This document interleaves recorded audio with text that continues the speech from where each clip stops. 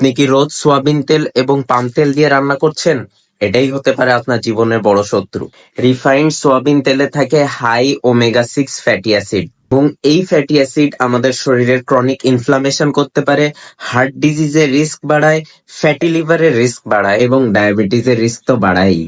Journal of nutrition 2020 এর একটি প্রতিবেদনে প্রকাশিত হয়েছে যে 23% হার্ট ডিজিজের রিস্ক বেড়ে যায় যখন একজন মানুষ রেগুলার ওমেগা 6 ফ্যাটি অ্যাসিড গ্রহণ করে।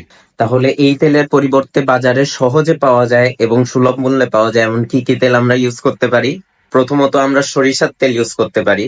এখানে থাকে হাই ওমেগা 3 ফ্যাটি অ্যাসিড এবং এর রয়েছে antibacterial action. Indian heart journal 2017 এর প্রতিবেদনে প্রকাশিত হয়েছে যে যারা সরিষার তেল বা মাস্টার্ড অয়েল ইউজ করেন তারা 50% কম হৃদরোগে ভোগেন। এছাড়া রাইস ব্র্যান অয়েল ইউজ করতে পারেন বিকজ এতে থাকে হাই স্মোক পয়েন্ট এবং এটা বাজেট ফ্রেন্ডলিও। এছাড়াও ইউজ করতে পারেন এক্সট্রা ভার্জিন অলিভ অয়েল, এগুলা সালাতে ইউজ করতে পারেন এবং লো হিটে ইউজ করার জন্য এটা পারফেক্ট। তাই শরীরের জন্য যেটা ভালো সেটা দিয়েই রান্না করুন।